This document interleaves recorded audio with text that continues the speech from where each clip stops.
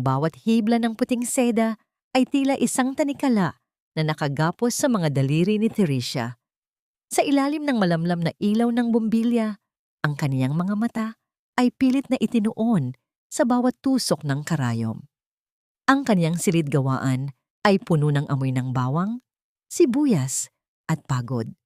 Ang amoy ng isang babaeng iginugol ang 15 taon sa pagsuporta sa pangarap ng iba habang ang sariling pangarap ay unti-unting namamatay. Bilisan mo ang pagtatahi, Teresia. Siguraduhin mong perpekto ang bawat detalye niyan dahil isusuot iyan ni Valeria sa araw ng kasal nila ni Rafael. Huwag kang tatanga-tanga. Baka madumihan mo pa ang telang. Mas mahal pa sa buhay mo. Ang boses ni Doña Milagros ay bumasag sa katahimikan, puno ng puot at pagmamaliit. Hindi kumibo si Teresia. Nanatili siyang nakayuko. Ang kanyang likod ay tila nakasanayan na ang bigat ng mga pang-aalipusta. Sa loob ng bulsa ng kanyang lumang duster, naramdaman niya ang gaspang ng isang pirasong papel. Isang tiket ng loto na may mga numerong magpapabago sana ng lahat. 75 milyong piso. Iyon ang lihim na baon niya habang pinagmamasdan ng sariling asawa na unti-unting kumakawala sa kaniyang mga bisig. Mula sa sala, narinig niya ang tawanan ni Rafael at Valeria. Ang halinghing ng babae ay tila tunog ng pagkakasira ng bawat pangarap na itinayo ni Teresia. Rafael, honey, are you sure na matatapos niya yan on time? I don't want any delays for our wedding. Baka naman sinasadya niyang bagalan dahil nagseselos siya, sabi ni Valeria sa tonong mapang-asar. Don't mind her, Valeria. Alam ni Teresia ang lugar niya. She owes me everything. Kung hindi dahil sa pamilya ko, baka hanggang ngayon ay naglalako pa rin siya ng kakanin sa kalsada. She's lucky I even let her stay here while the divorce is being processed. Tugon ni Rafael na may kasamang malamig na tawa. Ang bawat salita ay parang hapdi ng asin sa isang sariwang sugat. Sa sobrang panginginig ng kamay ni Teresia, ang matalim na dulo ng karayom ay bumaon sa kaniyang hintuturo. Isang patak ng pulang dugo, ang dahan-dahang gumapang at nanatili sa gitna ng puting tela ng damit pangkasal.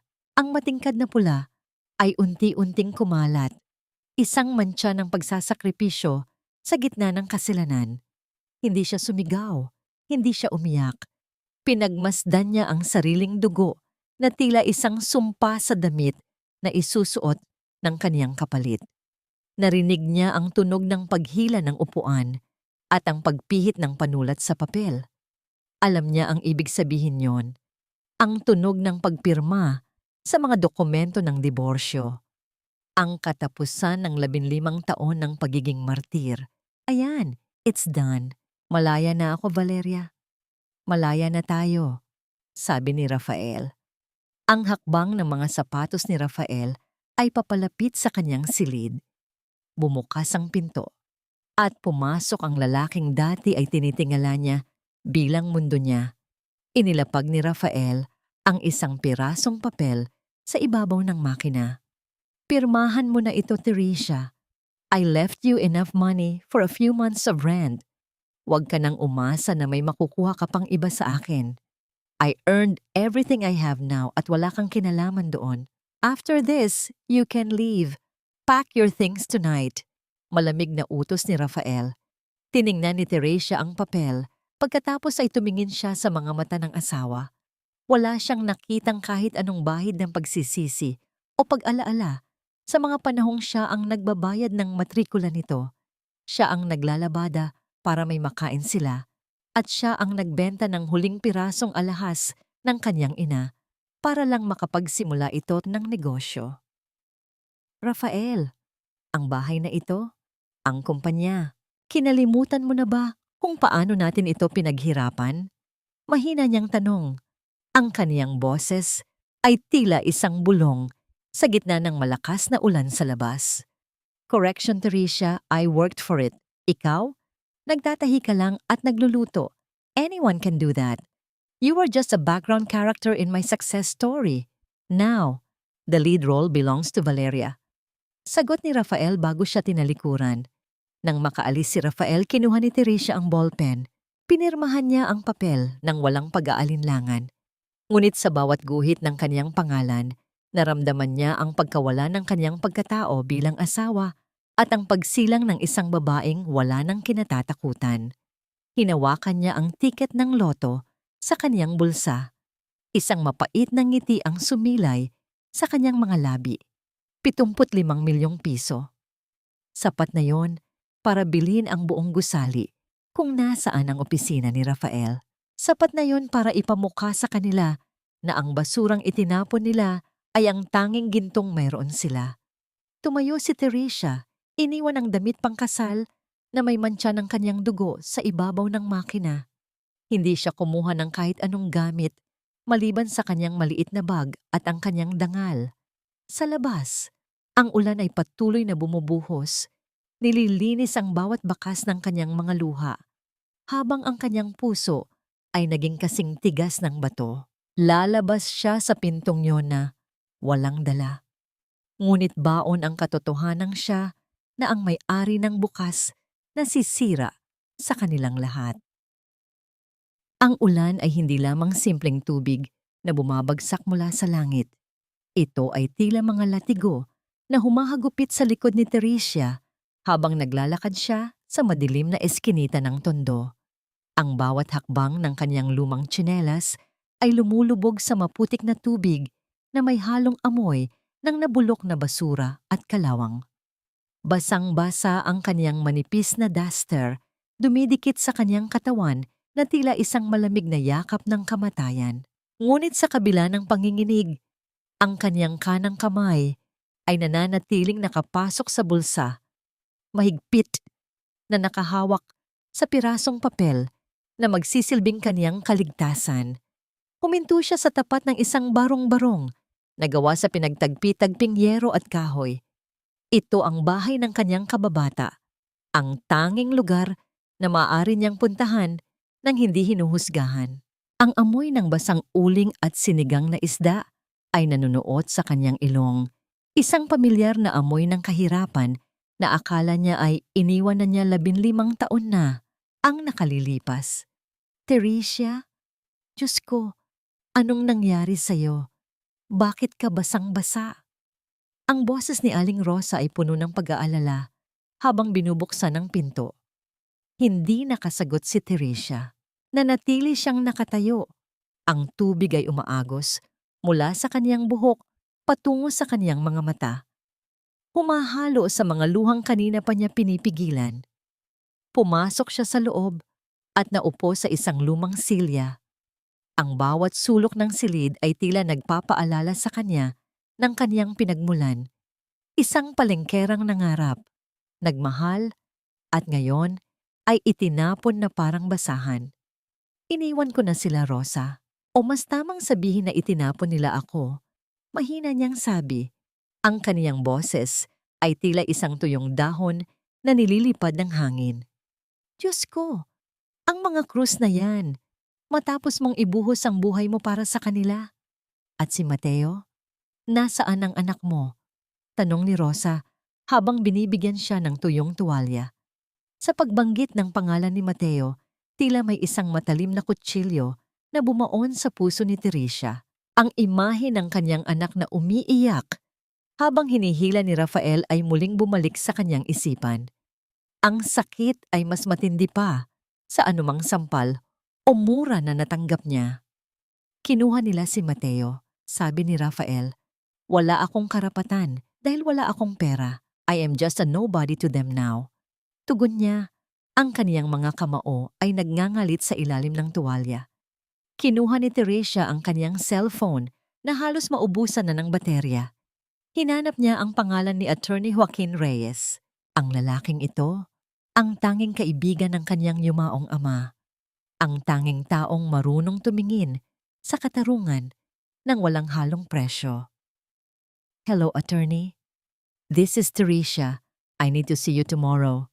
Yes. It happened. He signed the papers. But attorney, I don't want a settlement. I want a war. Diretsahang sabi ni Teresia sa kabilang linya. Narinig niya ang mabigat na buntong hininga ng abogado. Teresia, alam mong malakas ang kapit ni Rafael ngayon. He has the connections and he has the money. Sigurado ka ba rito? Attorney, let's just say that the table has turned. I have the resources now, more than what Rafael and his mother could ever imagine. I want you to look into their company's financial records. I want to know every centavo that went in and out of their accounts, especially yung mga transactions na ginagawa nila sa likod ng mga investors. Mariing sabi ni Teresia.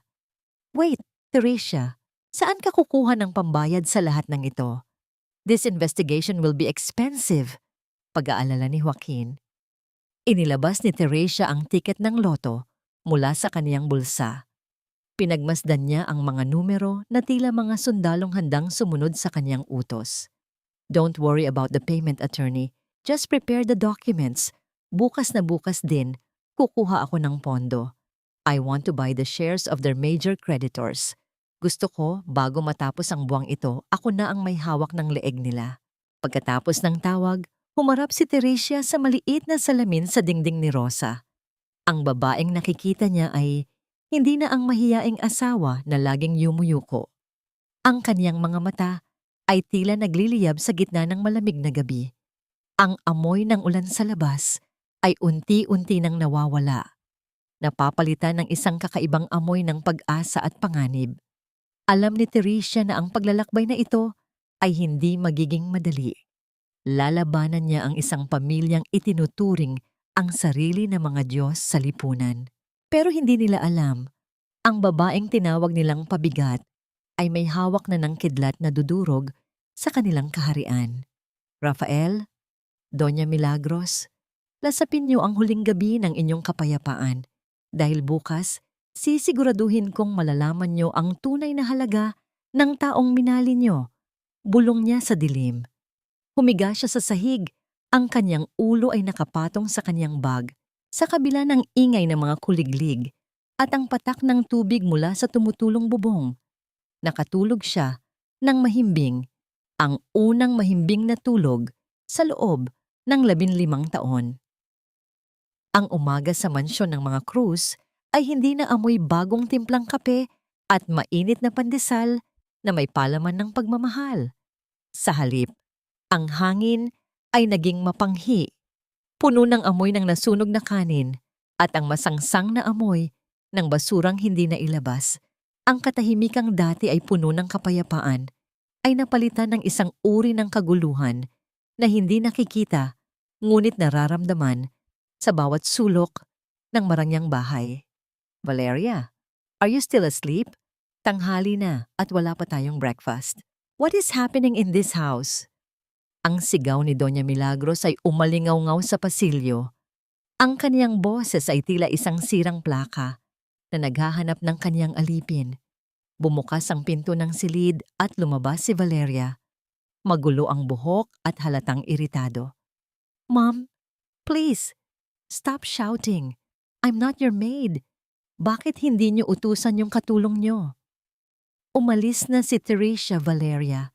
And the new maid I hired didn't show up. God, I can't believe I have to deal with this mess. Yung paborito kong silk sheets, hindi pa nalalabhan ng maayos. It's so itchy.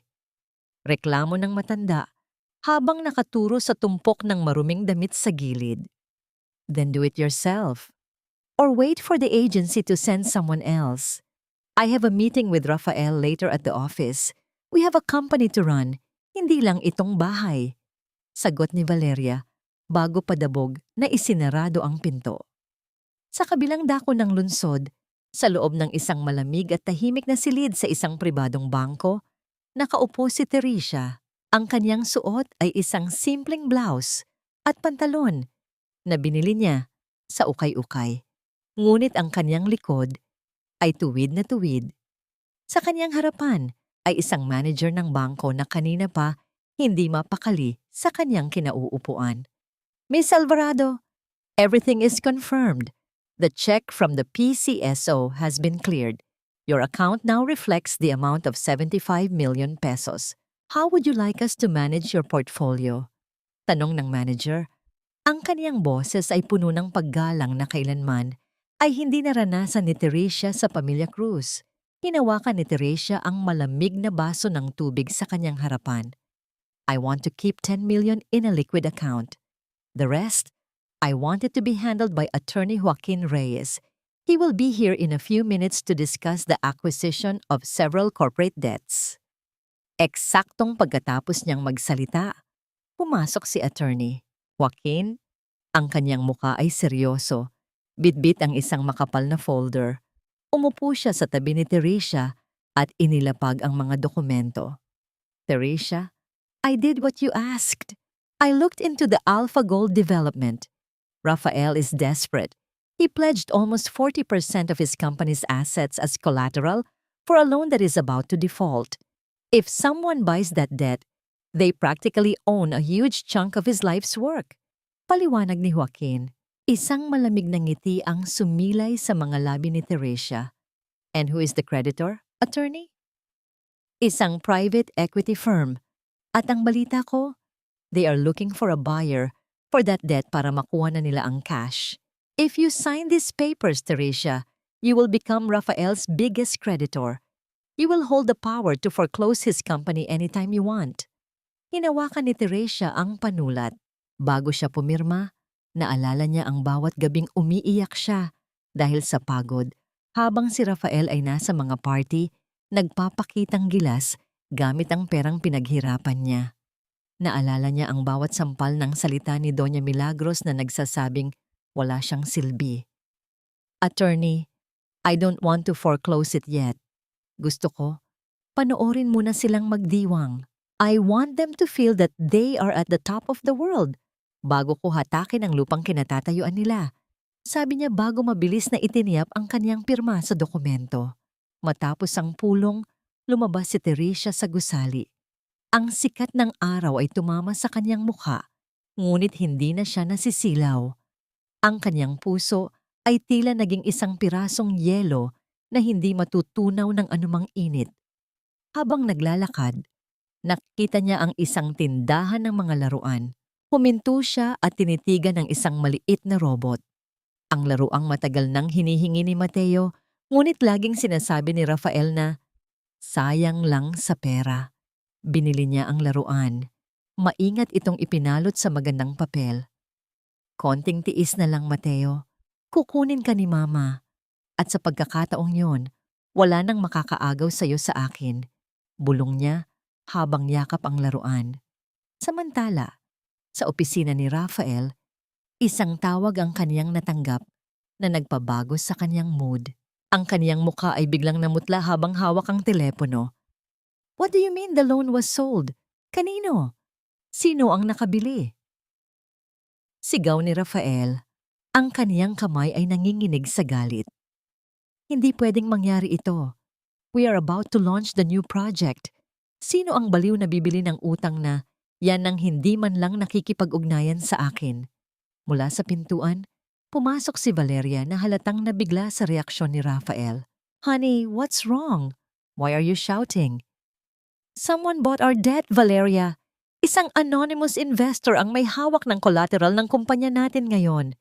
If they decide to call the loan, we are finished.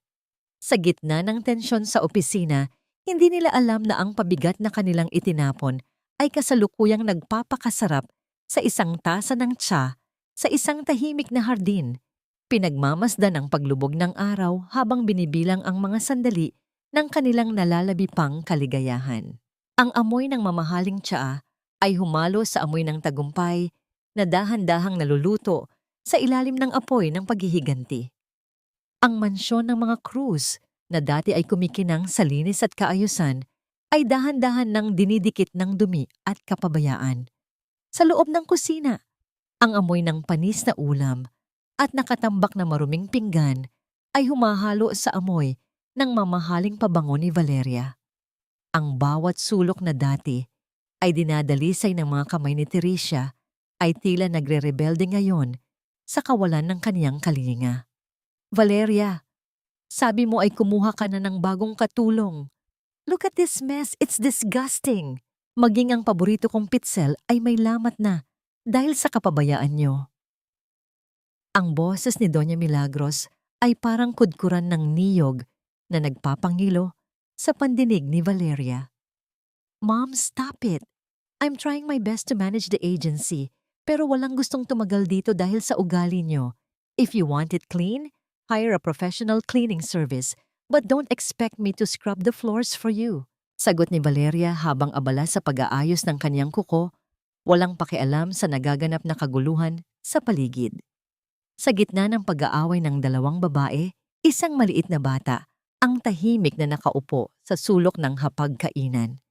Si Mateo ay nakatingin lamang sa kanyang pinggan na may lamang pritong hotdog na sunog ang gilid, malayo sa masusustansya at masasarap na pagkaing inihahanda ng kaniyang ina. Ang kaniyang mga mata ay laging namumugto, isang tahimik na saksi sa pagguho ng kaniyang mundo. Samantala, sa isang eksklusibong subdivision sa kabilang panig ng lungsod, nakatayo si Teresia sa harap ng bintana ng kaniyang bagong opisina. Ang bawat gamit sa loob ay amoy bagong leather at disinfectant, isang amoy ng kontrol at kapangyarihan. Wala na ang amoy ng bawang at pawis na dati ay nakadikit sa kaniyang balat. Ngayon, ang kaniyang presensya ay nagdadala ng isang uri ng lamig na nakatutunaw ng lakas ng loob ng sino mang titingin sa kaniya. Teresia, ito na ang report tungkol sa school ni Mateo. He's not doing well. Sabi ng mga teacher niya, lagi siyang nakatulala at madalas umiiyak sa library. Sabi ni Attorney Joaquin habang inilalapag ang isang folder sa mesa. Naramdaman ni Teresia ang isang pamilyar na hapdi sa kanyang dibdib. Ang kaniyang awa para sa anak ay halos lumunod sa kanyang determinasyon, ngunit mabilis niya itong pinalitan ng puot para kay Rafael. Gusto kong pumunta sa school niya ngayon, attorney. Hindi bilang isang ina na nagmamakaawa, kundi bilang isang magulang na kukunin ang kung ano ang sa kanya, mariing sabi ni Teresia. Wait, Teresia. May temporary restraining order pa ang kaso niyo. If you go there and make a scene, baka gamitin niyo ni Rafael laban sa atin sa custody hearing, babala ng abogado. I won't make a scene, Joaquin. I just want to give him something. Tugon niya habang hinahawakan ang laruang robot na binili niya kahapon. Pagdating sa school, naghintay si Teresia sa labas ng gate. Nang makita niya ang kaniyang anak na naglalakad ng mag-isa, tila nadurog ang kaniyang puso. Si Mateo ay mukhang hapo, ang kaniyang uniforme ay lukot, at ang kaniyang buhok ay magulo. Mga bagay na hinding-hindi mangyayari noong siya pa ang nag-aalaga rito. Mateo, tawag niya sa mahinang boses. Lumingon ang bata, at nang makita ang ina, mabilis itong tumakbo at yumakap sa kaniyang baywang. Ang bawat hikbi ni Mateo ay tila isang sumpa sa pandinig ni Teresia. Mama, kailan mo ako kukunin? Ayoko na doon, Mama. Laging galit si Lola at hindi ako pinapansin ni Papa. Iyak ng bata. Hush, anak. Konting tiis na lang. Ipinangako ni Mama sa'yo, di ba? I am building a castle for us. Take this. Inabot niya ang laruang robot. Kapag nalulungkot ka, pindutin mo lang ang button na ito. That's my voice saying, I love you. Ngunit ang sandali ng kanilang pagsasama ay naputol ng isang itim na SUV ang huminto sa tapat nila. Bumaba si Rafael, ang kanyang muka ay puno ng galit at ang kanyang mga mata ay nanlilisik. Teresia, what are you doing here? Nilalapastangan mo ba ang utos ng korte? How dare you touch my son with your filthy hands? Sigaw ni Rafael habang marahas na hinahila si Mateo palayo sa kanya. Hindi na tinag si Teresia. Hindi siya umiyak gaya ng dati. Sa halip, lumapit siya kay Rafael. Ang kaniyang mga mata ay tila dalawang talim na bumaon sa mukha ng asawa. Filthy hands, Rafael. Ang mga kamay na ito ang nagpakain sa'yo noong wala kang pambili ng bigas. Ang mga kamay na ito ang naglaban ng mga damit mo para magmukha kang kagalang-galang sa harap ng ibang tao. And now, you're calling me filthy? Ang boses ni Teresia ay kalmado, ngunit punong-puno ng lason. Wala akong pakialam sa nakaraan. You are nothing but a nuisance. Get out of here before I call the police! Banta ni Rafael. Sige, tumawag ka ng pulis, Rafael. At habang hinihintay mo sila, baka gusto mong tingnan ang email mo. Ang utang mo sa Alpha Gold, it has been transferred to a new holding company. At alam mo ba kung sino ang may-ari niyon? Ang babaeng tinatawag mong nuisance. Bulong ni Teresia, sapat na para marinig lamang ni Rafael. Nakita ni Teresia ang pagbabago sa mukha ni Rafael. Ang kaniyang galit ay napalitan ng isang uri ng takot na hindi nito maipaliwanag. Ang kaniyang panga ay tila nanigas at ang kaniyang hawak sa braso ni Mateo ay lumuwag. Ano? Anong sinasabi mo? Nauutal na tanong ni Rafael. Check your records, Rafael. Ang bawat sentimong akala mo ay sayo ay dahan-dahan nang bumabalik sa akin. Handa ka na bang mawala ang lahat? Ang mansyon, ang kumpanya, at ang dangal na ipinagmamalaki mo? Tinalikuran ni Teresia ang asawa nang hindi man lang lumingon. Ang kanyang mga hakbang ay dahan-dahan. Bawat tunog ng kanyang takong sa semento ay tila isang martilyo na nagpapako sa kabaong ng ambisyon ni Rafael. Sa loob ng sasakyan, naramdaman ni Teresia ang panginginig ng kanyang kamay. Hindi ito dahil sa takot, kundi dahil sa adrenaline ng isang biktima na ngayon ay nagiging mangangaso na.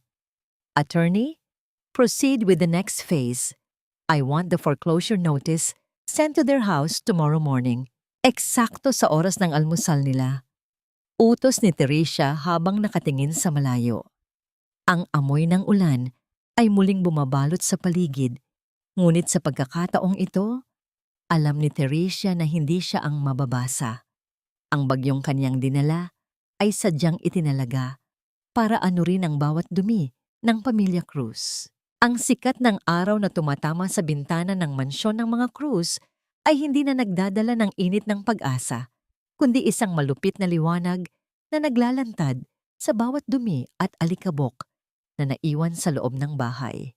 Sa hapagkainan, ang amoy ng sunog na kape at murang delata ay tila isang malaking insulto sa marangyang chandelier na nakasabit sa itaas. Wala na ang amoy ng sariwang prutas at bagong lutong sinangag na dating inihahanda ni Teresia nang may kasamang ngiti. Ano ba itong pinapakain niyo sa akin? This coffee tastes like mud. At bakit ang dumi-dumi na ng sahig? Valeria, I told you to hire a professional cleaner. Ang boses ni Doña Milagros ay puno ng pait habang itinutulak ang kaniyang tasa. Mom, please. Rafael is having financial problems and you're still thinking about professional cleaners? Magtiyaga muna kayo sa kung anong meron. Sagot ni Valeria habang hindi inaalis ang tingin sa kaniyang cellphone. Halatang wala ring balak kumilos para sa ikakaayos ng bahay. Isang malakas na katok sa pintuan ang pumutol sa kanilang pagtatalo. Ang tunog ng paghampas ng kamay sa kahoy ay tila isang babala ng paparating na bagyo. Pumasok si Rafael, bitbit ang isang makapal na sobrang kulay kape. Ang kanyang muka ay kasing puti ng pader at ang kanyang mga mata ay lito at takot. Rafael, honey, what is that? Bakit ganyan ang hitsura mo? Tanong ni Valeria habang lumalapit sa kanya. Hindi nakasagot si Rafael. Inilapag niya ang sobre sa mesa at dahan-dahang inilabas ang isang dokumento. Ang tunog ng paglukot ng papel sa kanyang nanginginig na mga kamay ay tila isang dambuhalang ingay sa gitna ng katahimikan. Notice of foreclosure? Within 30 days? Basa ni Doña Milagros sa unang linya ng papel. Biglang tumaas ang presyo ng matanda. Napahawak siya sa kanyang dibdib. Hindi maaari. This is my house. Ipinundar ito ng pamilya Cruz. Sinong pangahas ang may gawa nito? Ang Alvarado Holdings. Ma'am, mahinang tugon ni Rafael, ang kanyang boses ay tila isang hikbi na pinipigilan. Sila ang bumili ng lahat ng utang natin sa bangko at sa mga private investors. At ngayon, tinatawag na nila ang buong utang. If we can't pay the full amount in 30 days, kailangan nating lisanin ang bahay na ito. Alvarado? Kunot noong tanong ni Valeria. Bakit pamilyar ang pangalang iyon? Rafael, don't tell me. Si Teresia. Putol ni Rafael sa kanya. Ang dalagang apelyido ni Teresia ay Alvarado. I checked the SEC registration of the company this morning. Ang chairman at CEO ay si Teresia Alvarado. Ang katahimikang namayani sa loob ng silid ay tila isang mabigat na kumot na bumabalot sa kanila. Ang tanging naririnig lamang ay ang mahinang pag-ikot ng bentilador sa kisame at ang mabilis na paghinga ni Doña Milagros. Ang bawat sakripisyo ni Teresia noon, ang pagtitinda ng kakanin sa ilalim ng init ng araw, ang pagtatahi hanggang madaling araw, ang pagtitiis sa bawat mura, ay tila mga multo na sabay-sabay na nagpakita sa harap nila. Impossible! Saan kukuha ang babaeng iyon ng ganoong kalaking pera? She was just a vendor. Isang basahan na itinapon natin. Isigaw ni Doña Milagros, ang kanyang mukha ay namumula sa matinding hiya at galit. Hindi ko alam, Ma'am, pero ang katotohanan ay nasa harap na natin. She owns us now. Ang bawat upuan na kinauupuan nyo, ang bawat hininga ng kumpanya ko, lahat ay nasa kamay na niya. Sabi ni Rafael habang napapasabunot sa kanyang sariling buhok. Sa gitna ng kanilang pagkakagulo, pumasok si Mateo sa kusina. Nakita niya ang papel sa mesa at ang takot sa mukha ng kanyang ama. Hindi siya umiyak. Lumapit siya sa mesa at kinuha ang robot na ibinigay ng kanyang ina. Pinindot niya ang baton nito. Mahal na mahal ka ni Mama, Mateo. Konting tiis na lang. Ang boses ni Teresia mula sa laruan ay umalingaw-ngaw sa buong kusina. Malinaw at puno ng kapayapaan, tila isang kumpas ng tagumpay sa gitna ng kanilang pagkatalo. Marahas na kinuha ni Rafael ang laruan mula kay Mateo at ibinalibag ito sa dingding. Ang pagkabasag ng plastik na laruan ay tila tunog ng huling pagkakataon na mayroon si Rafael para sa kapatawaran. Stop it! Stop that voice! Sigaw ni Rafael. Ngunit hindi tumigil si Mateo. Tinitigan niya ang kaniyang ama nang may matapang na mga mata. Isang tingin na hiram niya mula sa kaniyang ina. Kahit basagin mo yan, Papa, hindi mo na siya mapatatahimik. Sabi ni Mama, darating ang araw na ang lahat ng kinuha niyo ay ibabalik sa amin. Samantala, sa labas ng mansyon, sa loob ng isang mamahaling itim na kotse, nakaupo si Teresia. Pinagmamasdan niya ang malaking gate ng bahay na dati ay kulungan ng kanyang mga pangarap. Ang amoy ng bago at malinis na loob ng sasakyan ay isang malaking kaibahan sa amoy ng alikabok at kapaitan sa loob ng mansyon. Teresia, the notice has been served. What's the next move? Tanong ni Attorney Joaquin habang nakatingin sa kanya.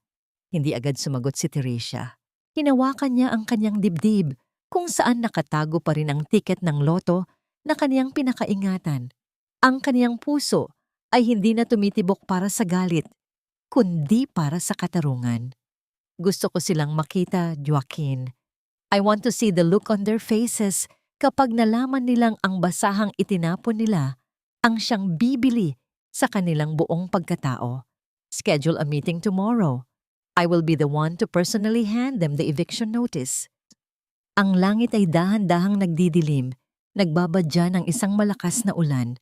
Ngunit sa pagkakataong ito, alam ni Teresia na wala ng ulan ang makapagpapatigil sa apoy na kaniyang sinimulan.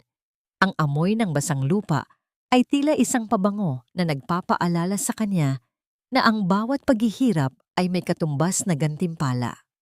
Rafael, Doña Milagros, maghanda na kayo dahil bukas, ibabalik ko sa inyo ang bawat luhang ipinatak ko sa bahay na ito. Bulong ni Teresia habang unti-unting itinataas ang salamin ng kotse. Ang amoy ng luma at maruming basahan ay tila kumapit na sa bawat sulok ng mansyon ng mga krus. Sa ilalim ng naglalakihang bintana, ang mga alikabok ay malayang sumasayaw sa hangin, mga piping saksi sa unti-unting pagpanaw ng dangal ng pamilyang dati ay tinitingala sa lipunan.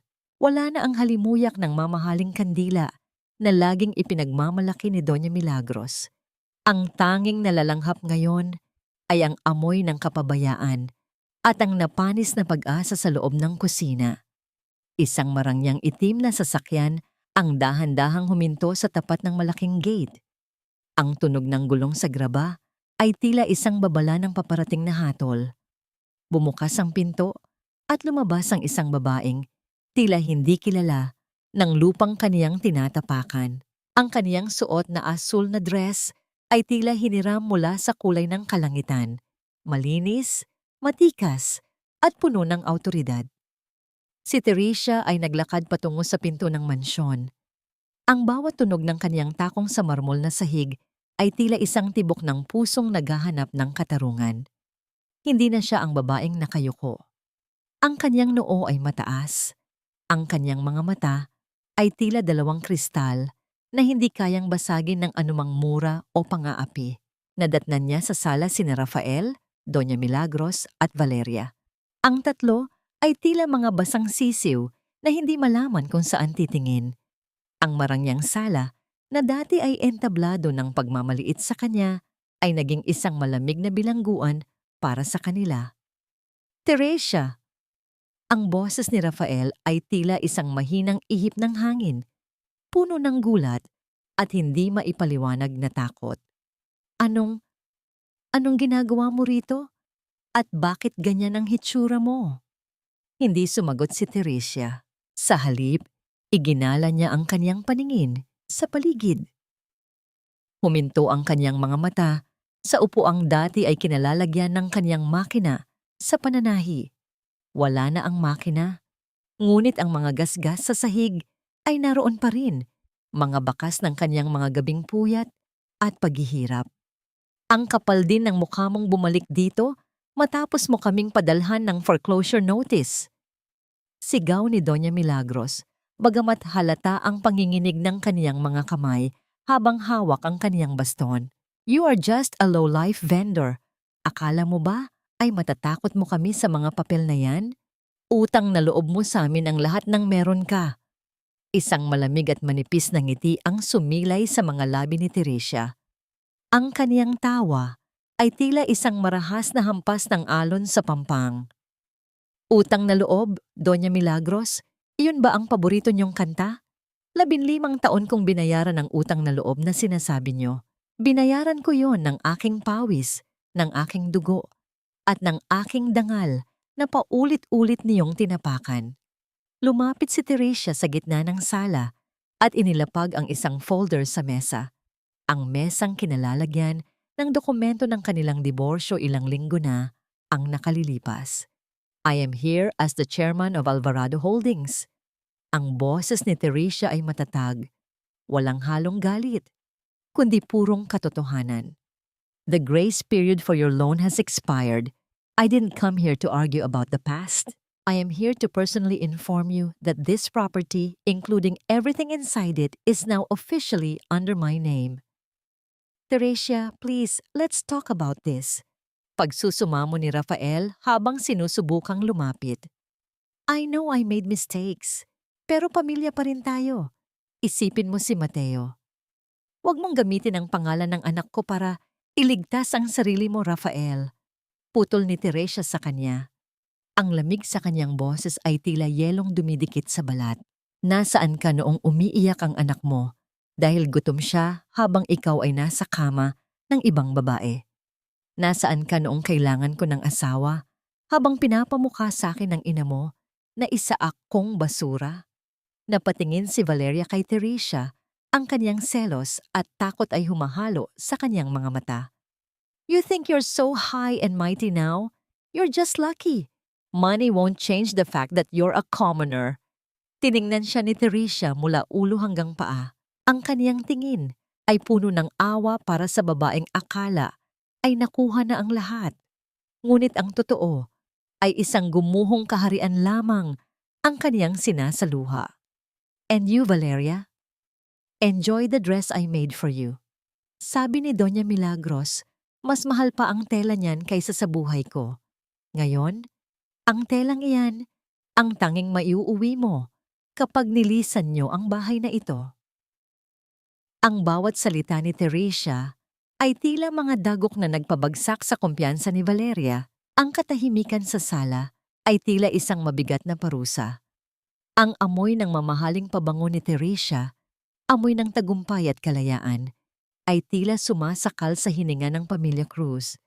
"I'll give you 24 hours to pack your clothes," sabi ni Teresia habang tumatalikod. "Bukod sa mga personal ninyong gamit, wala kayong pwedeng ilabas na kahit ano. Ang lahat ng furniture, ang mga alahas na binili, gamit ang pera ng kumpanya, lahat ay mananatili rito. You can't do this. Saan kami pupunta?" Iyak ni Doña Milagros. "Hindi ko na problema yon, Doña Milagros. Siguro ay pwede nyo ring subukang magtinda ng kakanin sa palengke. Baka doon nyo matutunan ang tunay na halaga ng bawat butil ng kaning kinakain nyo." Huling hirit ni Teresia bago tuluyang lumabas ng pinto. Sa labas, ang hangin ay sariwa. Ang langit ay maliwanag. Wala ng ulan na humahadlang sa kanyang paningin. Habang naglalakad siya patungo sa kanyang sasakyan, narinig niya ang mahinang pagtawag ni Mateo mula sa bintana sa itaas. "Mama!" Tumingala si Teresia at kumaway sa kanyang anak. Isang tunay na ngiti ang sumilay sa kanyang mukha. Hindi ito ang nangiti ng paghihiganti, kundi ang nangiti ng isang ina na sa wakas ay malaya na para ibigay ang pinakamagandang buhay para sa kanyang anak. Habang umaandar ang sasakyan palayo sa mansyon, pinagmasdan ni Teresia ang kaniyang sarili sa salamin. Ang babaeng amoy bawang at pawis ay wala na. Ang natitira ay isang Alvarado, isang babaeng marunong lumaban, marunong magpatawad sa sarili, at higit sa lahat, marunong magtayo ng sariling mundo mula sa mga abo ng kaniyang nakaraan. Ngunit sa kabila ng kaniyang tagumpay, isang tanong ang nanatili sa kaniyang isipan. Handa na ba siyang harapin ang huling barahan ni Rafael? Dahil alam niyang ang isang sugatang hayop ay mas lalong nagiging mapanganib kapag wala ng matatakbuhan. Ang hangin sa loob ng mansyon matapos umalis ni Teresia ay tila naging malapot at mahirap langhapin. Ang bawat bintanang nakasara ay tila nagkukulong sa amoy ng takot at pagkabigo. Sa gitna ng sala, nakaupo si Rafael sa sahig. Ang kaniyang mamahaling kurbata ay maluwag na at ang kaniyang buhok ay magulo. Sa tabi niya, ang basag na laruan ni Mateo ay tila isang piping paalaala ng kaniyang kalupitan. Hindi ito maari. Hindi ito pwedeng mangyari. Ang boses ni Doña Milagros ay parang isang gasgas na plaka, paulit-ulit at puno ng pait. Nakahawak siya sa kaniyang dibdib habang nakasandal sa sofa na dati ay itinuturing niyang trono. Isang hamak na tindera lang siya. Saan siya kumuha ng lakas ng loob na palayasin tayo sa sarili nating pamamahay? "Mom, stop it! Sinabi ko na sa inyo, she owns the debt. She owns everything!" Sigaw ni Rafael. Ang kaniyang boses ay basag, puno ng desperation. "Lahat ng pinaghirapan ko, lahat ng kumpanyang itinayo ko, lahat yun ay nakasalalay sa isang pirasong papel na hawak niya ngayon." Napatingin si Rafael kay Valeria, na kasalukuyang abala sa pag-iimpake ng kaniyang mga mamahaling bag. Walang bakas ng pag-aalala o pagmamahal sa mukha ng babae. Ang tanging makikita ay ang malamig na kalkulasyon kung paano isasalba ang sarili. "Valeria, honey, help me. May mga kakilala ka sa bangko, di ba? Baka pwedeng gawan natin ang paraan para pigilan ang foreclosure." Pagsusumamo ni Rafael. Tumigil si Valeria at hinarap ang lalaki. Ang kanyang mga mata, na dati ay puno ng tamis, ay tila naging 2 pirasong bato. "Rafael, look at the situation. Sadsad na ang kumpanya mo. Your reputation is ruined. Do you think any bank would risk their money on a sinking ship? I need to look out for myself. Hindi ko pwedeng hayaang madamay ang pangalan ko sa pagbagsak mo." "Ano? Pagkatapos ng lahat ng ibinigay ko sa'yo? After I left Teresia for you?" Ang boses ni Rafael ay puno ng hindi makapaniwalang sakit. "You didn't leave her for me, Rafael. You left her because you thought I was a better accessory for your success. Ngayong wala ka ng success, anong gagawin ko sa'yo? Ang boses ni Valeria ay matalim. Bawat salita ay parang isang sampal sa mukha ni Rafael. Samantala, sa kabilang panig ng lungsod, nakatayo si Teresia sa balkonahe ng kanyang bagong apartment. Ang amoy ng sariwang hangin at ang tanawin ng mga ilaw sa lungsod ay nagbibigay sa kanya ng isang uri ng kapayapaan na hindi niya naramdaman sa loob ng 15 taon. Sa kanyang kamay ay isang tasa ng tsa. Ang init nito ay dahan-dahang tumatagos sa kanyang mga palad na dati ay puno ng kalyo mula sa pagtatahi. Teresia, the documents are ready. Bukas na bukas din, isasampa na natin ang kaso para sa full custody ni Mateo, sabi ni Attorney Joaquin habang lumalapit sa kanya. With Rafael's financial instability and the evidence of neglect we gathered, malakas ang laban natin. Tiningnan ni Teresia ang kaniyang mga kamay. Nakikita pa rin niya ang mga maliliit na pilat mula sa mga tusok ng karayom, mga marka ng kaniyang pagiging martir. Joaquin, nung una kong nalaman na nanalo ako sa loto, ang tanging naisip ko lang ay ililigtas ang pamilya ko. Akala ko, kapag may pera na kami, mamahalin na nila ako. Akala ko, ang pera ang magbubura sa bawat mura at pagmamaliit na natanggap ko. Ngunit ang pera ay naglantad lamang ng katotohanang matagal mo nang alam, Teresia, na ang kanilang pagmamahal ay may presyo at ang iyong halaga ay nakadepende lamang sa kung ano ang maaari mong ibigay. Tugon ni Joaquin ng may malasakit. Tama ka, bulong ni Teresia. Ang bawat patak ng dugo ko sa damit pangkasal na iyon ay paalaala na hindi ko kailangang magmakaawa para sa respeto. Ngayon, ang bawat sentimong meron ako ay gagamitin ko para mabawi ang tanging bagay na tunay na mahalaga sa akin, ang aking anak. Bumalik ang alaala ni Teresia sa isang gabing madilim. Noong siya ay may sakit at kailangang tapusin ang isang order ng kakanin. Naalala niya kung paano siya pinilit ni Doña Milagros na bumangon dahil sayang ang kikitain. Naalala niya ang lamig ng sahig habang siya ay nagluluto at ang kawalan ng pakialam ni Rafael nang dumating itong lasing at humihingi ng pabor. Ang mga alaalang yon na dati ay nagpapaiyak sa kanya ay naging lakas niya ngayon. Ang awa na nararamdaman niya na para sa kaniyang sarili ay napalitan ng isang matigas na determinasyon. Isang mensahe ang natanggap ni Teresia sa kaniyang cellphone. Mula ito kay Rafael. Teresia, please, let's talk. For Mateo's sake. I am at the old park where we used to go. I'm waiting for you. Binasa ni Teresia ang mensahe ng walang kahit anong emosyon. Alam niya ang taktikang ito. Ang paggamit sa emosyon, ang pagpapanggap na nagbago na, ang pagtatago sa likod ng pangalan ni Mateo. Joaquin, maghanda ka. Rafael is getting desperate. He's trying to use the old memories against me, sabi ni Teresia. Pupunta ka ba? Tanong ng abogado. Pupunta ako. Pero hindi bilang ang Teresia na kilala niya. Pupunta ako para ipakita sa kanya na ang parkeng yon, ang mga alaala niyon, at ang bawat pangakong binitawan niya ay wala ng halaga. I am no longer the woman who waits in the shadows. I am the storm that he invited into his life. Habang naghahanda si Teresia, ang amoy ng gabi ay tila nagbabago.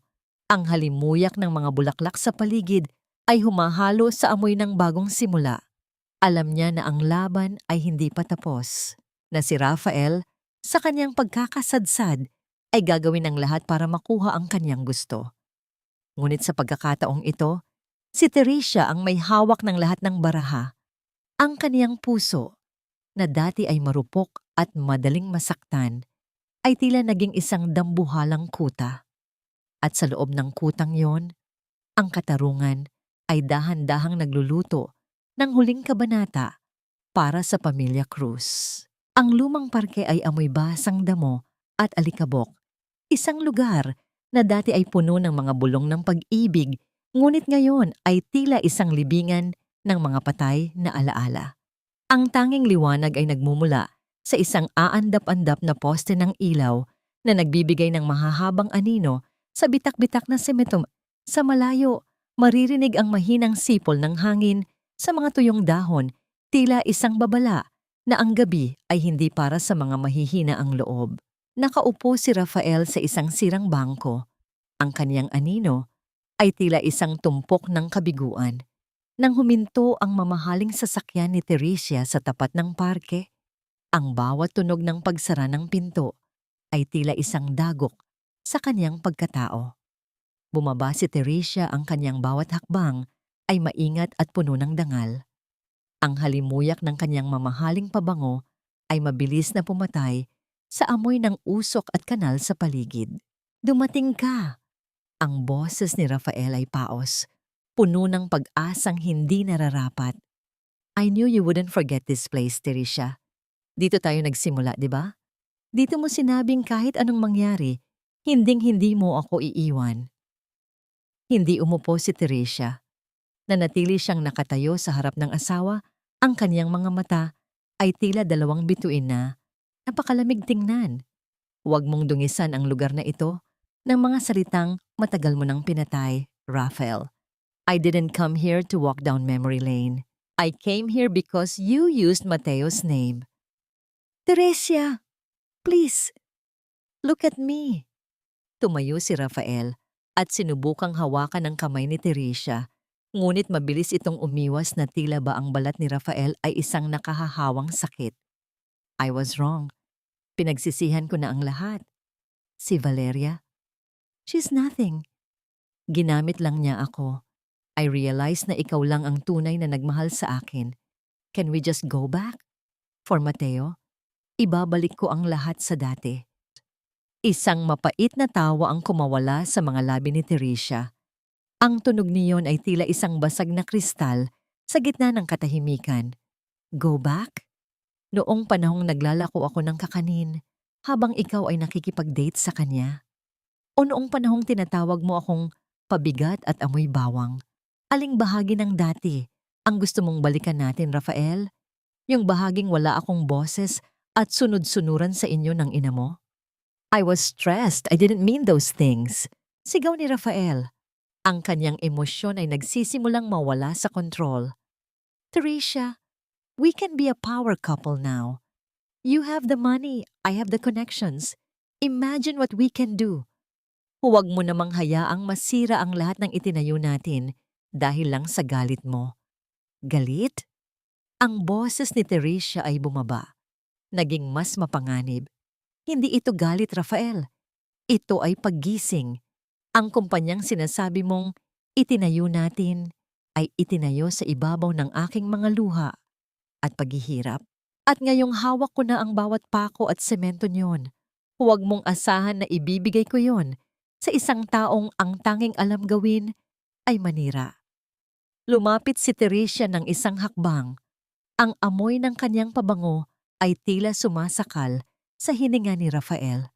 "Nung iniwan niyo ako sa ulan na walang kahit ano, akala niyo ay tapos na ako. You enjoyed watching me crawl. Pero hindi niyo alam, ang bawat hakbang ko palayo sa inyo ay hakbang patungo sa pagkabuo ng aking sarili." "Teresia, please, I'm begging you. Foreclosure notice na ang bahay bukas. Where will my mother go? Saan kami titira?" Ang boses ni Rafael ay puno na ng desperation. Ang kaniyang hiya ay tuluyan ng naglaho para lamang isalba ang kaniyang luho. "That's not my problem anymore, Rafael. I am not the social worker of the Cruz family." Malamig na tugon ni Teresia. "Ibinigay ko ang 15 taon ko sa inyo. Iyon ang huling utang na loob na kailanman ay makukuha niyo sa akin. Bukas, sa harap ng korte, ibibigay ko rin ang lahat ng ebidensya ng iyong tax evasion at fraudulent transactions. I want you to feel how it is to lose not just your money, but your freedom." You wouldn't do that. You love me." Sigaw ni Rafael habang sinusubukang sunggaban ang balikat ni Teresia. Bago pa man siya makalapit, isang matikas na lalaki ang humarang sa kanya. Si Attorney Joaquin, na kanina pa nakamasid sa dilim, ay humawak sa braso ni Rafael ng may higpit na hindi matatawaran. Don't touch her, Mr. Cruz. Unless you want to add an assault charge to your long list of crimes. Ang boses ni Joaquin ay kalmado, ngunit punong-puno ng babala. Tumingin si Teresia kay Rafael sa huling pagkakataon. Wala siyang nakitang asawa, wala siyang nakitang ama ng kaniyang anak. Ang nakikita lamang niya ay isang maliit na lalaking nagtatago sa likod ng kaniyang ego. Goodbye, Rafael. Ang parking ito ang huling alaala natin. Mula sa gabing ito, ang pangalang Teresia ay hindi na ang pangalan ng iyong asawa. Ito na ang pangalan ng katarungang kailanman ay hindi mo mapagtatakpan. Tinalikuran ni Teresia ang parke. Habang naglalakad siya patungo sa kanyang sasakyan, narinig niya ang pagsigaw ni Rafael sa dilim, mga murang puno ng pait at kawalan ng pag-asa. Ang hangin ay dahan-dahang umiinit, tila naglilinis sa kaniyang bawat hininga. Sa loob ng sasakyan, hinawakan ni Teresia ang kaniyang dibdib.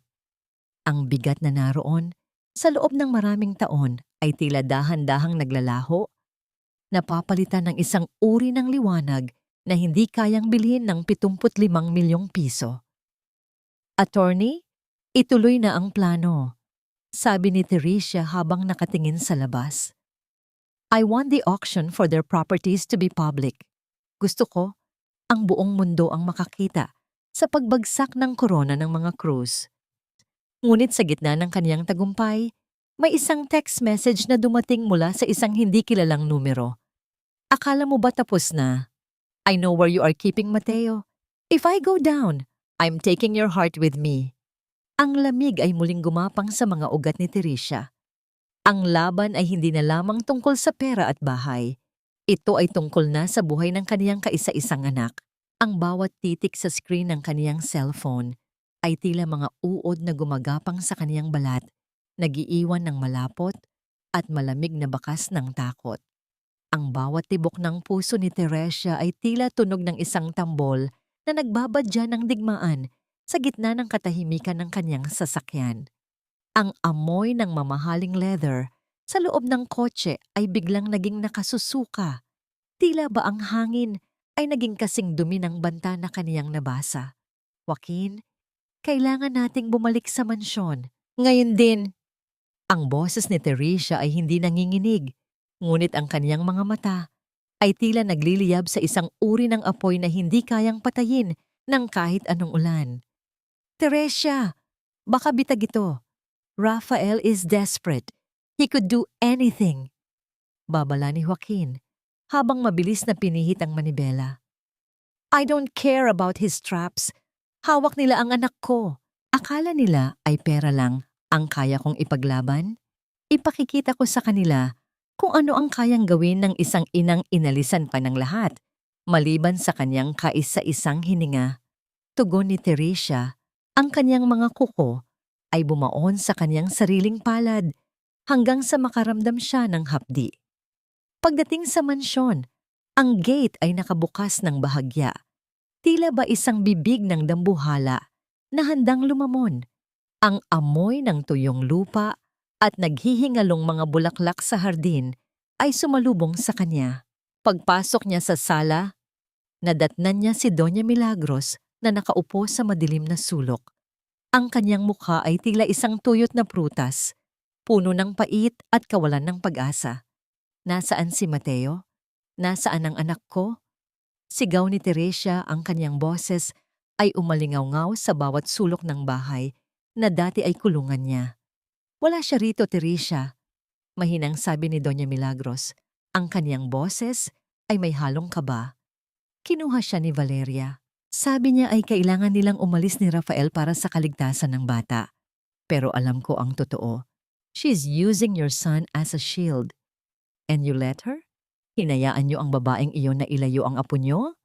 Lumapit si Teresia sa matanda. Ang kaniyang presensya ay tila isang dambuhalang anino na bumabalot sa biyanan. Lahat ng utang na loob na paulit-ulit niyong isinusumbat sa akin ay masusunog ngayong gabi. If something happens to Mateo, I will make sure you rot in the streets, Doña Milagros. Walang kumpanya, walang mansyon, walang pangalang Cruz ang matitira. Biglang tumunog ang cellphone ni Teresia. Isang video call. Pagpindot niya sa screen, bumitad ang mukha ni Valeria. Nakangisi sa gitna ng isang madilim na silid. Sa likuran niya, makikita si Mateo na nakatali sa isang silya. Ang kaniyang mga mata ay puno ng luha ngunit may tapang na nakatingin sa kamera. Hi, Teresia. Long time no see. You look so expensive in that suit. Ang boses ni Valeria ay tila isang mahinang sipol ng hangin, puno ng lason. Don't be so dramatic. Mateo is fine. He's just a little bit scared. But you know what's more scary? Ang mawalan ng 75 milyong piso. What do you want, Valeria? Ang pera? Sige, kunin mo lahat. Just give me my son. Sigaw ni Teresia. Ayoko ng barya, Teresia. I want the control of Alvarado Holdings. I want the debt papers you bought. I want you to sign the transfer of ownership tonight. Meet us at the old warehouse support area. Mag-isa ka lang. Or else, Mateo will never see the sunrise again. Namatay ang tawag. Nanatiling nakatayo si Teresia sa gitna ng sala. Ang kanyang hininga ay malalim at mabigat. Tiningnan niya si Joaquin. Attorney, call the authorities. But tell them to wait for my signal. I will go there. I will give her what she wants. Or so she thinks. Teresia, it's too dangerous, sabi ni Joaquin. No, Joaquin. Dangerous is a mother who has nothing left to lose. Alam ni Valeria ang tungkol sa pera, pero ang hindi niya alam ay ang talas ng kuko ng isang babaeng itinuring niyang basura. Sabi ni Teresia habang kinukuha ang kanyang bag. Sa loob ng bag na yon, hindi lamang ang mga dokumento ng kumpanya ang kanyang dala.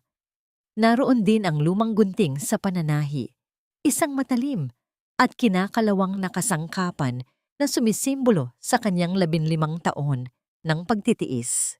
Habang nagmamaneho patungo sa port area, ang amoy ng dagat at kalawang ay nagsimulang pumasok sa loob ng kaniyang sasakyan.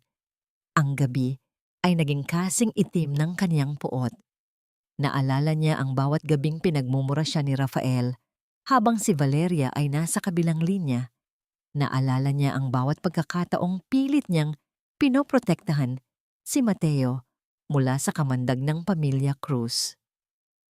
Pagdating sa bodega, ang katahimikan ay tila isang mabigat na parusa. Ang tanging naririnig ay ang mahinang tunog ng mga alon na humahampas sa semento.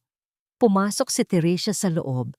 Ang bawat hakbang niya ay tila isang kumpas ng kamatayan para sa mga taong nagtangka sa kanyang anak. Nandito na ako, Valeria. Ilabas mo ang anak ko. Ang sigaw ni Teresia ay puno ng kapangyarihan. Mula sa itaas ng isang tumpok ng mga kahoy, lumabas si Valeria. Hawak ang isang kutsilyo na nakatutok sa leeg ni Mateo. Sa tabi niya ay si Rafael, na tila isang asong nawawala, lito at tila hindi na alam ang kaniyang ginagawa. Teresia! I'm sorry. Sinubukan kong pigilan siya.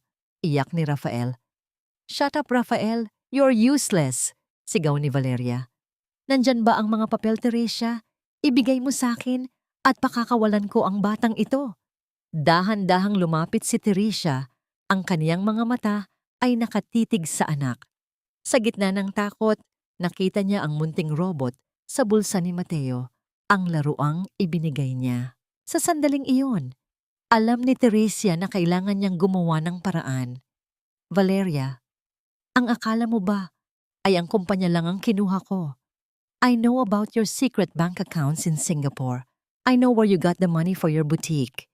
If you kill my son, the police will get an automatic file of your money laundering activities.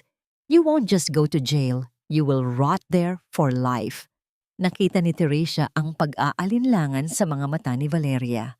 Ang hiya at takot ay nagsimulang lumitaw sa mukha ng babaeng akala niya ay perpekto. You're bluffing, sigaw ni Valeria. Subukan mo ako. Hamon ni Teresia habang dahan-dahang inilalabas ang gunting sa kanyang bag.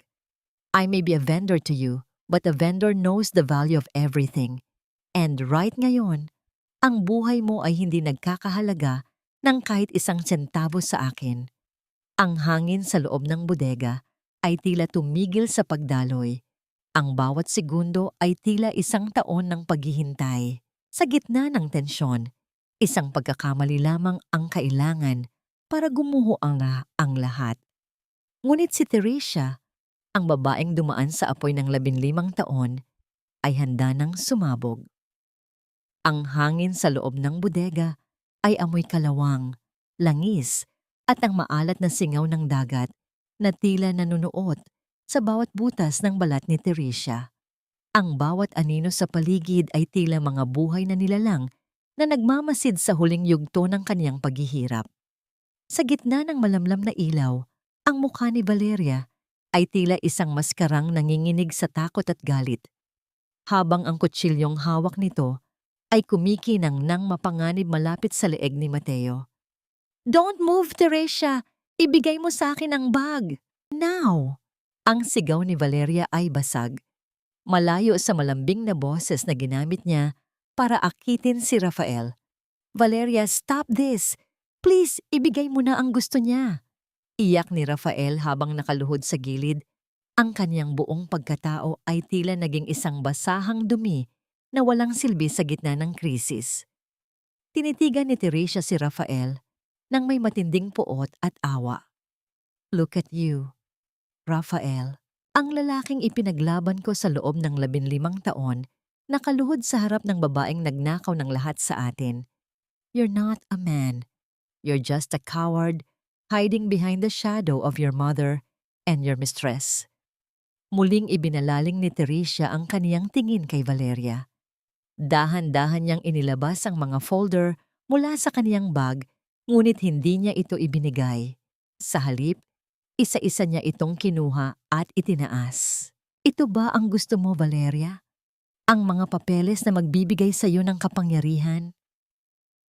Ang boses ni Teresia ay kalmado. Bawat salita ay may bigat ng katarungan. "Alam mo ba kung ano ang nakasulat dito? Hindi lang ito ang paglilipat ng ari-arian. Ito ang listahan ng lahat ng perang ninakaw mo mula sa kumpanya ni Rafael bago pa man tayo maghiwalay. You've been siphoning funds for years, Valeria. Akala mo ba ay hindi ko alam?" "You're lying! Sinisiraan mo lang ako kay Rafael." Sigaw ni Valeria. Ang kanyang hawak sa kutsilyo ay dahan-dahang lumuluwag dahil sa gulat. "Check your email, Valeria. I sent the proof to your personal account a few minutes ago. Ang bawat transaksyon, ang bawat pekeng invoice, lahat ay naroon. At ang masakit para sa'yo, the moment you sign these papers, you're not getting a company. You're signing a confession of guilt." Sa sandaling yon, ang takot sa mga mata ni Valeria ay naging tunay na hiyaw. Ang kaniyang hiya ay tuluyan ng nadurog sa harap ng katotohanan. Napalingon si Rafael kay Valeria, ang kanyang mukha ay puno ng hindi makapaniwalang sakit. "Valeria, is it true? Ginamit mo lang ako para sa pera?" Tanong ni Rafael. "Shut up, Rafael. You were so easy to manipulate. Mas lalong madali kaysa kay Teresia." Ang boses ni Valeria ay puno ng paghamak. Sa gitna ng kanilang pagtatalo, nakita ni Mateo ang pagkakataon.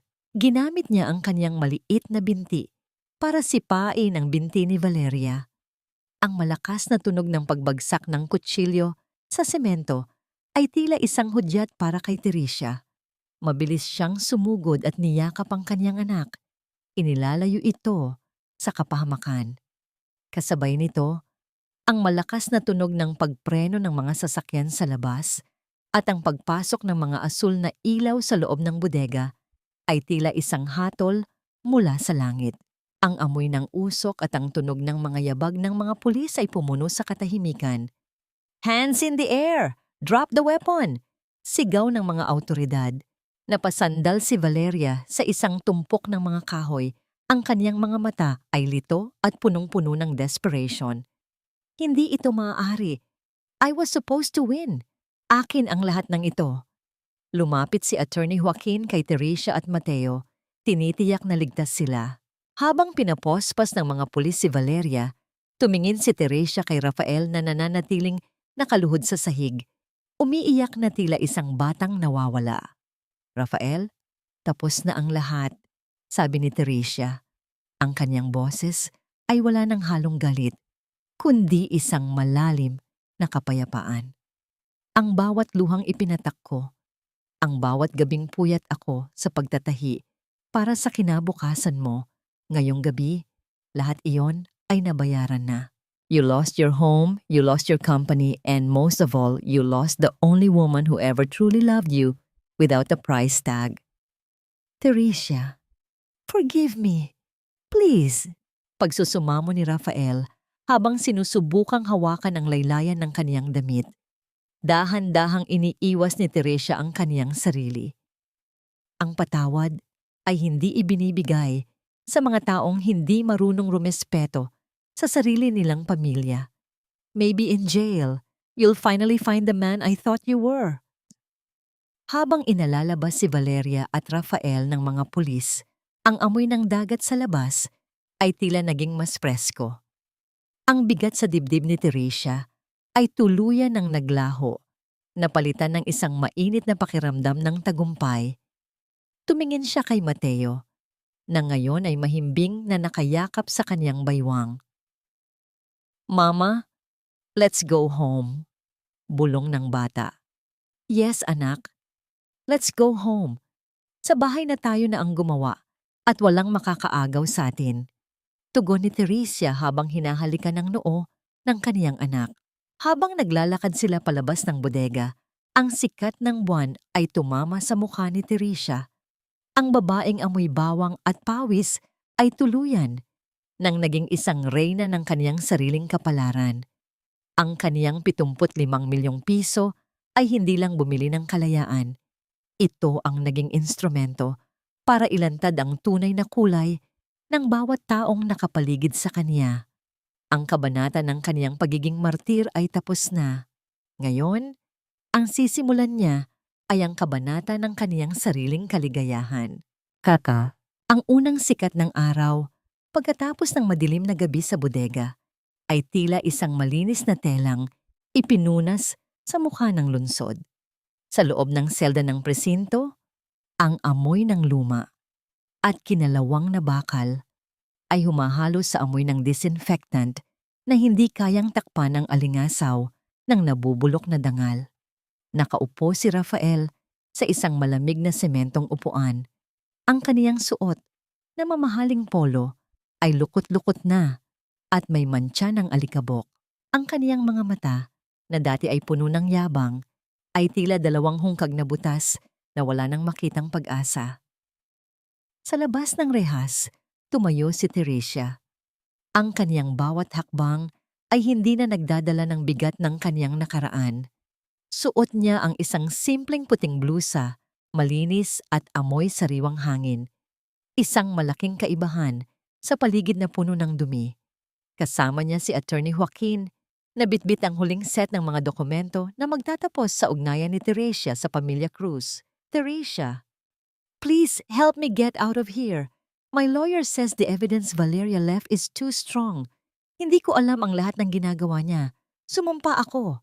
Ang boses ni Rafael ay tila isang basag na plaka, nanginginig at puno ng hiya habang nakatingin sa mga dumadaang pulis at ibang bilanggo. Tinitigan siya ni Teresia ng matagal. Walang galit sa kanyang mga mata, kundi isang malalim at nakatutulig na kawalan ng pakialam. Alam mo, Rafael, nung mga panahong hirap na hirap ako sa pagtitinda para lang makabayad tayo ng kuryente, lagi mong sinasabi na, "Huwag kang magreklamo, ginagawa ko ito para sa atin." Ngayon, ang para sa atin na sinasabi mo ay nauwi sa rehas na ito. You ignored the truth because you were too busy enjoying the lies that Valeria fed you. I made a mistake. Let's start over, Teresia. Magbabago ako. Pangako. Pagsusumamo ni Rafael, ang kaniyang mga kamay ay mahigpit na nakahawak sa malamig na bakal. Ang pagkakamali ay nangyayari ng minsan, Rafael. Ang 15 taon ng pagpapabaya at pagtataksil ay hindi pagkakamali. Iyon ay pagpili. Ang boses ni Teresia ay matatag, tila isang hatol na hindi na mababago. Pumunta ako rito hindi para iligtas ka. Pumunta ako rito para ibigay ang huling piraso ng katotohanan. The court granted me full custody of Mateo this morning. He will never have to see you or your mother again until he is old enough to decide for himself. Kasabay nito, sa labas ng presinto, sa tapat ng mansyon ng mga Cruz, isang truck ng basura ang dahan-dahang dumadaan. Nakatayo sa labas ng gate si Doña Milagros, bit-bit ang kanyang iilang maleta. Ang kanyang suot na alahas ay wala na, dahil lahat niyon ay kinumpiska bilang bahagi ng assets ng kumpanya na kinuha ni Teresia. Ang kanyang mukha ay tila isang tuyong dahon, nanginginig sa matinding galit at kahihiyan, habang ang mga kapitbahay ay nagbubulungan at nanonood sa kanyang pag-alis. "This is an outrage! You can't do this to me! I am a Cruz!" Sigaw ni Doña Milagros sa mga sheriff na nagbabantay sa foreclosure, ngunit walang sumasagot sa kanya. Ang katahimikan ng kalsada ay tila isang malaking sampal sa kanyang pagkatao. Ang bawat utang na loob na kaniyang ipinangalandakan kay Teresia ay bumalik sa kanya bilang isang malaking utang na kailanman ay hindi niya mababayaran. Bumalik ang eksena sa loob ng presinto. Inilabas ni Teresia ang isang maliit na sobre at iniabot ito sa pulis para ibigay kay Rafael. Sa loob niyon ay hindi pera, kundi ang kaisa-isang wedding photo nila na itinago ni Teresia sa loob ng maraming taon. Ang litrato ay may mantsa ng dugo mula sa kanyang daliri. Ang dugo mula sa Kabanata 1. "Iyan ang huling alaala na meron ako sa iyo, Rafael. Keep it. Isipin mo ang bawat patak ng dugo at pawis na ibinigay ko para sa iyo at kung paano mo yon pinalitan ng pagtataksil," sabi ni Teresia. Tumalikod si Teresia nang hindi man lang tinitingnan ang pag-iyak ni Rafael. Sa bawat hakbang niya palabas ng presinto, naramdaman niya ang init ng sikat ng araw sa kanyang balat. Ang amoy ng kalsada, ng usok at ng buhay sa labas ay tila isang bagong kanta na ngayon lang niya narinig ng malinaw. Sa loob ng sasakyan, naghihintay si Mateo. Ang bata ay may hawak na bagong libro, malayo sa basag na robot at sa takot na naranasan niya sa bodega. Nang makita niya ang kanyang ina, sumilay ang isang rurok ng kaligayahan sa kanyang mukha. "Mama, are we going to our new house now?" tanong ni Mateo. "Yes, anak, our house. Ang bahay na walang sisigaw, walang mananakit, at higit sa lahat, ang bahay na puno ng katotohanan," sagot ni Teresia habang hinahawakan ang kamay ng anak. Habang umaandar ang sasakyan, nadaanan nila ang mansyon. Nakita ni Teresia si Doña Milagros na nakaupo sa kanto, tila isang pulubi na naghihintay ng awa, habang si Valeria naman ay kasalukuyang isinasakay sa kabilang presinto para sa kaso ng kidnapping at money laundering. Ang bawat eksena ay tila isang mabilis na pelikula ng pagbagsak ng isang kahariang itinayo sa buhangin. Naramdaman ni Teresia ang isang malalim na ginhawa. Ang 75 milyong piso ay naging isang kasangkapan lamang, ngunit ang tunay na kayamanan ay ang kaniyang pagkakatuklas na ang kaniyang halaga ay hindi nakadepende sa pag-ibig ng isang lalaki o sa pagsunod sa isang mapang-aping biyenan. "Attorney Joaquin, thank you for everything," sabi ni Teresia. "You did the hard work, Teresia. You chose to survive," sagot ni Joaquin nang may matamis na ngiti. Ang hangin sa paligid ay naging mas presko. Ang amoy ng dagat mula sa malayo ay nagpapaalala sa kanya ng kalawakan ng mundong naghihintay sa kanila ni Mateo. Sa wakas, ang hiya na dating nakagapos sa kanyang leeg ay tuluyan ng naputol. Ang kabanata ng kanyang pagiging alipin ng pamilya Cruz ay opisyal na ng sarado. Ngunit bago sila tuluyang makalayo, isang huling tingin ang ibinigay ni Teresia sa mansyon. Isang huling paalam sa babaeng dating amoy bawang at pawis, at isang masayang pagsalubong sa babaeng amoy kalayaan at bagong simula. Ang amoy ng alat ng dagat ay humahalo sa halimuyak ng mga sariwang bulaklak ng sitsirika na nakatanim sa paligid ng maliit na puting bahay.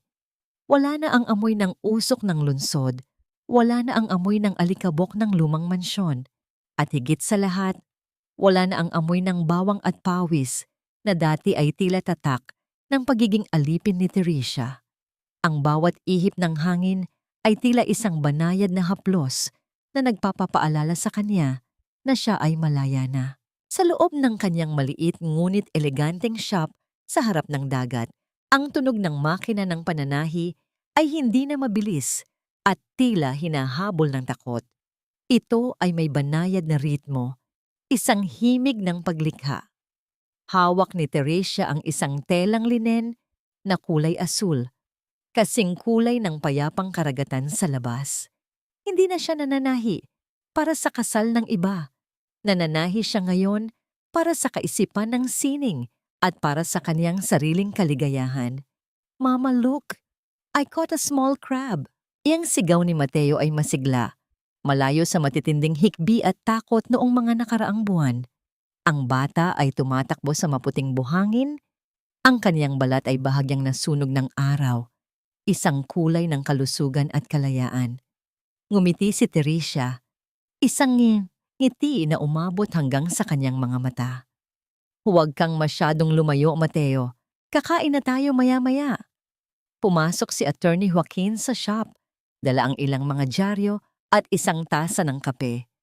You look peaceful, Teresia. Ang layo na ng itsura mo sa babaeng nakita ko sa ulan noon. I feel peaceful, Joaquin. Sa wakas, ang bawat tahi ng buhay ko ay nasa ayos na. Tugon ni Teresia habang maingat na itinitiklop ang tela. Ano ang balita sa lungsod? Inilapag ni Joaquin ang dyaryo sa mesa. Ang kumpanya ni Rafael ay tuluyan ng idineklara na bangkarote. Ang mansyon ay nabili na ng isang investor na balak gawing rehabilitation center. Si Rafael ay nasa loob pa rin naghihintay ng hatol para sa tax evasion. At si Doña Milagros, ang balita ko ay nakatira siya ngayon sa isang maliit na kwarto sa bahay ng isang malayong kamag-anak. Sila naman ngayon ang nakararanas ng utang na loob na palaging isinusumbat sa'yo. Napatitig si Teresia sa malayo. Hindi niya naramdaman ng galit, kundi isang malalim na pakiramdam ng katarungan. Ang mga taong itinuring siyang basura dahil wala siyang pera ay ngayon ay nakasandig sa awa ng iba. Ang karma ay hindi lamang dumating bilang isang bagyo. Dumating ito bilang isang salamin na nagpapakita sa kanila ng sarili nilang kawalan ng halaga, ng walang kapangyarihan at yaman. Alam mo, Joaquin, nung makuha ko ang 75 milyon, akala ko iyon ang magliligtas sa akin, mahinang sabi ni Teresia. Pero habang tumatagal, na-realize ko na ang pera ay naging susi lamang. Ang tunay na nagligtas sa akin ay ang desisyon kong tumayo at wag nang hayaang tapakan ang dangal ko. Even without that money, I think I would have eventually found my way out. The lottery just made the exit door a bit grander. You have a golden heart, Teresia, at ang puso niyon ang tunay na nagpanalo sa iyo, sabi ni Joaquin ng may paghanga. Lumapit si Teresia sa bintana at pinanood ang paglubog ng araw. Ang langit ay nagkukulay kahel at lila, isang dambuhalang painting na tila nagbabasbas sa kanyang bagong buhay. Naalala niya ang bawat gabi ng pagtitiis, ang bawat patak ng dugo sa puting seda, at ang bawat murang tinanggap niya nang may kasamang pananahimik. Ang lahat ng iyon ay naging mga hibla ng kaniyang pagkatao, matatag, makulay, at hindi na madaling mapunit. Inilabas niya ang kaniyang lumang gunting sa pananahi, ang gunting na naging saksi sa kaniyang pagiging martir at naging sandata niya sa bodega. Marahan niya itong ininlagay sa isang glass case sa kaniyang shop, hindi bilang gamit, kundi bilang isang tropeyo ng kaniyang tagumpay. Mama, I'm hungry. Tumakbo si Mateo papasok ng shop at yumakap sa kanyang ina. Amoy araw at dagat ang bata, ang amoy ng tunay na kabataan. Sige anak, maghahain na si Mama, sabi ni Teresia habang hinahaplos ang buhok ng anak. Sa hapagkainan, ang pagkain ay simple ngunit masarap. Walang sigawan, walang pagmamaliit, walang takot. Ang bawat subo ng kanin ay puno ng pasasalamat. Dito sa maliit na bahay na ito, ang hiya ay wala ng lugar. Ang tanging nananatili ay ang pagmamahalan ng isang inang nahanap ang kaniyang sarili at ng isang anak na lumalaking may dangal. Habang nagdidilim ang gabi at tanging ang tunog ng mga alon ang naririnig, naupo si Teresia sa beranda. Tiningnan niya ang kaniyang mga kamay. Ang mga kamay na dati ay amoy bawang, ngayon ay malinis at may hawak na tasa ng tsaa. Ganito pala ang pakiramdam ng tunay na yaman. Bulong niya sa hangin. Hindi ito nabibilang sa dami ng zero sa bank account. Ito ay nasusukat sa bawat hininga na wala ng kasamang kaba at sa bawat gabi na nakatutulog ka ng mahimbing dahil alam mong wala kang tinapakang tao para makarating dito. Ang kabanata ng Pamilya Cruz ay tuluyan ng nagtapos sa kanyang isipan. Ang kaniyang 75 milyong piso ay naipamahagi na niya sa iba't ibang charity para sa mga kababaihang biktima ng pang-aabuso, sapat lamang ang itinira niya para sa kinabukasan ni Mateo at sa payak na buhay na kanyang pinili. Sa huling pagkakataon, lumingon si Teresia sa kanyang makina. Isang bagong tela ang kanyang inihanda para bukas. Isang telang walang bahid ng dugo, walang bakas ng luha. Isang telang sisimulan niyang tahiin para sa isang bukas na siya mismo ang may akda. Ang ulan ng kahapon ay natuyo na, at ang kaniyang sikat ng araw ay hindi na kailanman magdidilim.